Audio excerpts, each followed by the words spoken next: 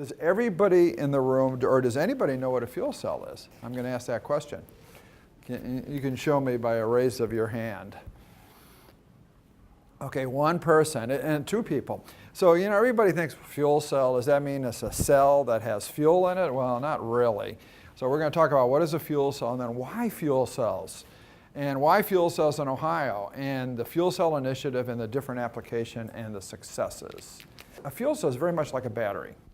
The only difference is that it never runs down as long as you give it some type of energy. Like a battery is going to wear out, and then you're going to have to recharge it. And in a fuel cell, you don't have to do that. All you have to do is give it power, and it continues to operate. Let me look at this chart. Now that is actually a fuel cell, and it's a specific type of fuel cell. We'll call that a PEM fuel cell. And you have an anode and a cathode side, which is basically what you're having there is two electrodes, and they pass over this membrane, and in this case it's called a PEM membrane, and it creates electricity. I mean, it's a fantastic invention when you think about it. The astronauts in the Gemini and Apollo all had their capsule was powered by a fuel cell. It didn't launch the fuel cell, but once they're up in space, I mean, they couldn't be hauling hundreds of pounds of battery, so they had a fuel cell. And they actually literally, and if you look here, not only this electricity comes out, but the exhaust is water and heat. And so they used to actually drink the water. And that sounds sort of crazy, but when they're up in space, they didn't have much of an option. And there was no effects, no negative effects. So why fuel cells? Why are they so important? Well, we can reduce our reliance on imported oil. Everybody thinks that, with the price of fuel being less and less and less, that we don't have a dependence on imported oil. We're that close to having an issue come up, and I'm not having a prognostic. I'm not, looking at a crystal ball and thinking that this is going to happen, but it could happen. There were all of a sudden foreign oil, or oil goes through the roof because of dependence on foreign oil. Efficiencies of fuel cells can extend the life of domestic fuel sources. Everybody's hearing about natural gas and fracking. Well, that can double, a fuel cell can double that supply, which would be a really nice relationship. See where you have a down below a relationship with the domestic gas resources. The fourth bullet, the reliable, cost-competitive electric power, is a global competitive advantage. I think Hurricane Sandy was an example of our fragility of our grid. I don't know about northern Ohio here, but in Columbus, more than once we lost electricity for over a week. I think you're going to see this grid issue come up over and over again as time goes on. Are we having climate issues? Well, that yet remains to be seen, but we do have grid issues. So an example, I was at a fuel cell conference in Connecticut 2 weeks ago, and Connecticut got hit pretty good by Sandy. And ironically, this convention center was operated by 3 fuel cells. They never lost electricity. Some press releases came out saying any fuel cell that was powering anything, whether it be a business or LaGuardia Airport or whatever it was, they never lost power because of Sandy, because the fuel cell was powered by typically natural gas. So I think that's something that we're going to look at in the future as time goes on. The 2 last bullets, zero controlled emissions and greatly reduced carbon footprint, I think are two other areas that are worth noting too. Okay, so this 3 blocks here, does anyone know what a cluster is by any chance? It's a group of companies in an industry, and it could be companies. So the question, I asked the question, and then the answer was basically yes, companies could be coming together, but it could be universities, it could be companies, it could be the supply chain. And we consider fuel cells to be an emerging cluster. And you'll see a map later on, and you'll see where the companies are in this area. So all of these little bullets up here signify the strength of the industry in the state of Ohio. So if you put all of that together, and these 3 blocks can also be used in any other type of emerging industry. So you have a supply chain, you strengthen their R&D, workforce, fuel cell roadmap, cache. To me that means cool, and I personally think they're cool. And then you go to the public support, third frontier that John mentioned earlier, which is a technology economic development program, and then it goes on and on and on. Now you put all these together and they really work in concert to really advance the industry. I want to tell you a little bit of a background on why we ended up doing fuel cells, and this is when I still work for the state. I got a call from my director, and he says, listen, he says, I just got a call. He got a call from somebody who invested in a large fuel cell company, and I'll leave it nameless, from Canada. I'll tell you who it was. Ballard was the name of the company. So okay, I says, okay, let's go ahead and meet with this guy. And apparently, he invested in Ballard, and Ballard at that time had a stock price of about $200 a share. So he had his, his eyes on the prize, as they say. And so from there, we ended up doing some exploration around the state of Ohio to see what our strengths were. We found companies that had been involved with Ohio or BP, Union Carbide, which is now Graftech, McDermott, which is now BMW, or BMW, which is now McDermott. And we were surprised that there were a number of companies in northern Ohio that were involved in fuel cells. So we sent the report back to then Governor Taft, and we got together and decided to have a conference. 170 people showed up at our first conference in Middlebrook Heights, and we were shocked. And from there, we formed the organization now known as the Fuel Cell Coalition, and we also got the ears and eyes of Governor Taft, and he dedicated a pot of money for this industry, which is absolutely terrific. And I'm making it sound pretty simple. It's not quite that simple. So what's our competitive advantage? I'm actually talking about it, but in more detail, you look at the universities, Case, Akron U, Ohio State, Battelle, Ohio University, and the two federal labs, NASA Glenn and the Air Force Research Lab. You need to have that research as a background. And then the two-year schools, you have Stark State College and Lorain County Community College. These are two schools that are very entrepreneurial in their approach to working with businesses. And then we have three organizations, two in Northern Ohio, one in Columbus, that help manufacturers, WireNet, Magnet, and the Welding Institute. So if you're a manufacturer, you can go to these groups and say, hey, listen, I have an issue with this, and they can actually help solve those issues. And then on top of that, we have business support. And Team Neal is here in Cleveland, Ohio Department of Development, Stark Development Board, and it just goes on and on and on. So I may want to expand. So how do I expand? So I go to these organizations and say, hey, listen, I'm hiring 50 people. Can you help me with an incentive? And in most cases, they can. And then the Ohio Fuel Cell Coalition, and I'm sort of the glue that holds a lot of this together. Now, the last bullet of this is the supply chain. So typically, a fuel cell has very many different components. It has a fuel cell, and then what we know as balance of plant. It's the weakest part of the fuel cell is the supply chain or the balance of plant. Ohio has the best supply chain in the world, and I'll tell you why I can say that. It's the little quote at the bottom, there is not a fuel cell manufacturer in the United States that does not have an Ohio component. It's pretty amazing. So why do we have this great supply chain? In part, a lot of it has to do with the automotive and aerospace, and these companies decided to diversify. They said, I don't want to get stuck just making automotive parts, and then another recession is going to get hit, and then I'm not going to be able to meet my payroll. So they started to diversify. So I was at an event in Washington, and a gentleman came up to me, and we were talking about Ohio supply chain, and he says, you have the best supply chain in the world, He says it's based on two things, cost and quality. And you would think, why? How could it be based on cost? How do you compete against China? Well, number one, most of the supply chain companies are small, and they don't have the overhead of the bigger companies. And the quality supersedes the cost. I mean, the quantity or the quality in China is not nearly the same. So it's pretty amazing that, we think of us as being a state that really is backward. Not at all. I mean, really noted as the best supply chain in the world. And this is only a list of a very small amount of suppliers. So this is a very interesting slide too. Okay, so in 1995 to 97, there were only 12 fuel cell patents granted in the state of Ohio. 10 years later, there was 144. That's a 1,200% increase in a 10-year period.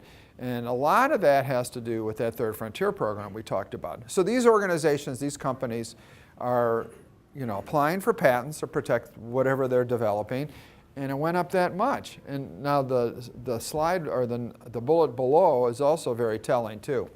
So in 2010, Ohio employed, let's say, 10% of all the individuals who worked in the fuel cell industry. And at the same time, the state represented only 3.7% of the population. So it's only almost triple the density. This is a national or this is worldwide, I believe it is. So you see the top line is fuel cells. So there was 1,000 fuel cell patents issued worldwide in 2010. 3 times more than the second place holder, which was solar. And you're thinking to yourself, wow, and I never even heard of a fuel cell before.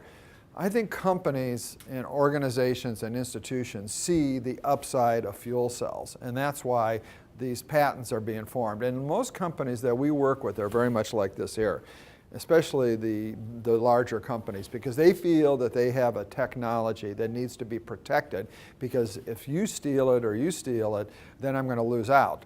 So that's why they file these patents, and they're holding everything in because they feel that they may have the next big thing. So I think that's a pretty telling statistic there. So let's talk about the fuel cell initiative, and I've sort of glossed over this to a degree. So the state recognized the fit with its manufacturing base, and they seeded the program. And John mentioned the Third Frontier program again. So $90 million has been invested in fuel cells over the years, and that has been leveraged to over $300 million, which is pretty incredible. Now, there's not a dedicated fuel cell program anymore by the state of Ohio, but that investment is really starting to pay off. So the mission of the coalition, we have 85 members. I'll have another slide that I'll talk about that, but there's our mission. So we work with everybody. We work with industry, academic, and government leaders to help transform the state. Those are our activities: networking, collaborations, education, marketing, communications, and advocacy, otherwise known as lobbying, to some degree anyway. So 85 members, and it's growing, 21-member board. We have an annual event every year, and it's going to be, this year it's going to be at Lorain County Community College in Elyria. I'm sending an invitation to you. We will also have a poster competition. And we just found out 2 weeks ago that we are going to be hosting the 2013 Fuel Cell Seminar. That's a national, international conference that'll be in Columbus, and that's over 1,000 people. So it's a true honor to be able to host that. That is the map of the state of Ohio, and every dot signifies a member of the Fuel Cell Coalition. And that little swoop that runs through there is, we call that we also call ourselves the Fuel Cell Corridor. So it sort of lays over Interstate 71. So you see the concentration in northern Ohio, but then you also see other concentrations in central and southwestern Ohio.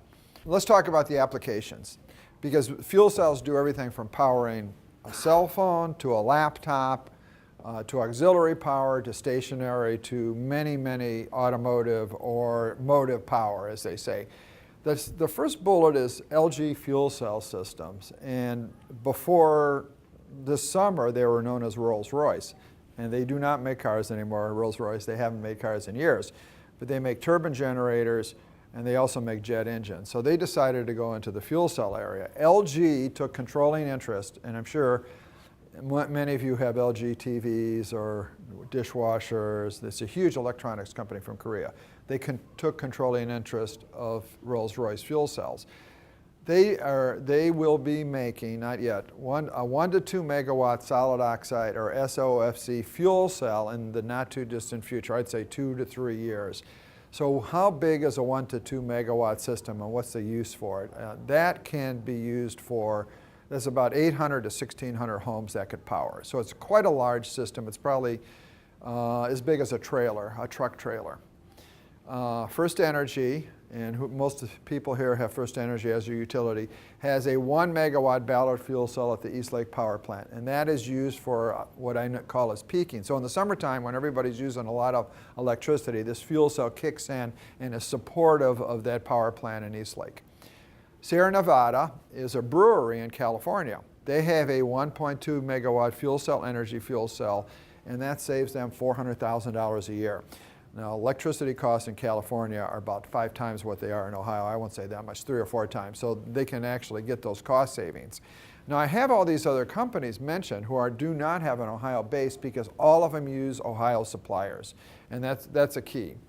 Google just announced a couple of data centers, and Bloom Energy, who is another fuel cell company, is going to power those data centers, and they use Ohio, again, suppliers. World Trade Center, I'm sure you've all heard of the World Trade Center. The new World Trade Center will have a 6.5 megawatt UTC fuel cell power in it. And then it goes on further down. And we're going to talk about some of these specifically later on. So the first one that we're going to talk about is Delphi. Now Delphi is in Michigan, but has a lot of Ohio partners, and they even showed some signs about moving operations here. Do you ever drive down the interstate highway and see trucks idling and truck stops or on the side of the road? 30 states have an anti-idling law, and trucks are one of the dirtiest polluters that we have because they run on diesel fuel. So 30 states have this anti-idling law. It has not been implemented yet. But the trucking companies and the fuel cell companies are working together, noting that eventually this thing is going to be real, and they can't idle any longer using a diesel power. So a fuel cell is perfect for that. So in other words, the guy's going to pull over and he's going to heat and cool the cab, or if he has a trailer in the back that needs refrigeration, the fuel cell can help power that. So that probably is only a couple years away. Here's a couple of other applications that all of these have Ohio relationships. On the left is a stationary fuel cell from a company called United Technologies, or UTC. And you see the inside of that fuel cell, and that is about a 400 kW or kilowatt fuel cell, which is about 300 homes that could power. And that, there's nothing really cool about it, it's just a box, but that box provides quiet power that never runs down as long as you give it power. To the right is a bus that UTC powers, and actually a bus very similar to that is going to be on the Euclid corridor within a couple of weeks. And that bus will be totally quiet, non-polluting, and 50% more efficiency for mileage. So in other words, a bus only gets like 1 or 2 miles per gallon. I think it gets 2 miles per gallon, a big bus, and this could boost it up to like 3, which is not significant on numbers, but when you're talking about saving money, it's quite a bit. Here's another application. This is an Ohio-based company, and if anybody's been to New Bremen, Ohio, I'm going to give them a prize because I bet you they haven't. It has 2,000 people, and it's sort of in the middle of nowhere. But this cool company, Crown Equipment, which is privately held, is in New Bremen, and they have about 30,000 employees in the state of Ohio. It's pretty amazing. So they started to get into the forklift market. And what they realized, they did a demo, and actually they did a demo when I worked for the state. Because right now forklifts are powered by batteries generally. You have to take those batteries out after about 6 hours and shift them out and put new batteries in, which is a big pain in the neck, and it also causes a lot of issues with the weight of the batteries too. So we did a demonstration with the fuel cell. They loved it. The company loved it, the workers loved it, the productivity increased, the return on investment was 2 to 3 years. So by the end of the year, Crown will have 1,500 fuel cell powered lift trucks in the market. So it's pretty amazing. And actually, if you look at this here, that's another issue too. He's refueling that lift truck, and again, it's a 3 to 5 minute refuel rather than hours. This is an announcement of the LG merger, or when they took over for Rolls-Royce.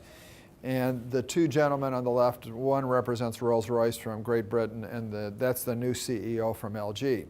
And their fuel cell is an FOFC fuel cell, and it can operate on natural gas, which makes it pretty cool. So when they were looking to move to Ohio, and another short story, they approached us, Rolls-Royce did, and we were competing against Virginia and Michigan. And I never forget, the CEO came in and saw us, and he says, listen, he says, I don't really care about your incentives at this time. He says, I want to know what your workforce looks like, what your supply chain looks like, your research and development. And he had about 4 or 5 items. So it was our first foray into what I call asset-based company attraction. And lo and behold, Rolls-Royce made the announcement. They moved their fuel cell headquarters to Ohio in North Canton. So if you go to Stark State campus, not any longer, unfortunately, but it still says LG Fuel Cell Systems. So LG now controls 51% of that organization. And I think in the future, you're going to hear more and more about this organization, LG and its fuel cell. Here's another application too. This is Lockheed Martin. If you've ever driven down to Akron and go down 77 on your way to Canton, Lockheed Martin has a fairly large facility there, and they also have an air dock too for airships. That the item on the left is a fuel cell made by a company in Cleveland called TMI. It's actually from Ohio. It's called a genset. So what's a genset? Has anybody ever heard of a genset? The military has 100,000 generators that they use when they go in the field. Because they're in the field, how else are they going to generate power? Right now, currently, they're powered by JP8, which is diesel fuel. And every year, they replace 15,000 of these gensets. It's costing them $40 to $400 a gallon to fuel these gensets because they ship all the fuel from the United States. So that fuel cell can cut that in half. And those will be in the market within 2 years, and it'll be made right here in the Akron area. To the right, that really cool looking airship is a reconnaissance airship that has solar panels on the roof and a fuel cell. So the plan is to put it at stratosphere level, which is like 40,000, 50,000 feet. So it can't be shot down, and it can just hover over the earth and see if there's anybody who's plotting or scheming or doing something that's going to hurt the United States or Europe or anywhere else. So it's pretty cool, and it can stay up there for a period of time because the solar panel creates the power that powers the fuel cell. This last slide is related to the automotive sector. 5 of the world's largest automakers, including Honda, which is in Marysville, Ohio. The other ones are Toyota, Hyundai, Daimler, General Motors, and all of the other ones to some degree or another are involved in fuel cells. So you have hybrid vehicles, and I'm sure everyone knows what a hybrid vehicle is. It's battery and gasoline. And then there's electric vehicles, which is totally a plug-in, and then a fuel cell. I drove a fuel cell Honda Clarity, and I'll show you a picture of it. It gets 62 miles per gallon. It's far and away more the most efficient of any vehicle. It has a range of about 250 to 300 miles, and to refuel it, it takes 3 to 5 minutes. There's nothing that can compare to that vehicle. The slide at the top, or the description at the top, shows you exactly where the fuel cell is, which is right here. Now there's the tank of hydrogen, and then each wheel has an electric motor. The car is totally quiet. It doesn't make any noise at all. It may be a little whirring noise, and it's very fast. You can accelerate, and it's just as good as significantly as any other car. The big issue, there's about 100 of them in the market in California, and they don't sell them, they lease them, okay? And the big issue is the infrastructure. If you had one of these cars in Ohio, there's only like 2 refueling stations. So what comes first? Is it the car or is it the refueling? And I think it'll be a combination of both. By 2015, you're going to see these in the market. So here are some other of our Ohio successes. There's an organization right down the street in Independence called CSA. CSA is every bit as big as Underwriters Laboratories, maybe a little bit smaller. So they set standards for the natural gas industry, the appliance industry, and for fuel cells. So if they let you in, if anybody would want a tour, you can actually see where they are doing standards for refueling for the fuel cell industry. And they sort of go unrecognized. American Trim is a sophisticated metal stamper from Lima, Ohio, that does plates for fuel cells, which is a very important component. Catasil is in Garrettsville, and they supply catalytic reactors or materials that help in the reaction phase of a fuel cell. And Nextech, Lewis Center, Ohio, is a leader in ceramic materials and hydrogen sensors. I just did a glimpse of some of these suppliers in Ohio. These are 3 entities that are from universities that are involved with private companies. Now, universities sometimes aren't the easiest companies to work with, but these two, the 2 top ones, American Trim and DJW, have a strong relationship with Ohio State.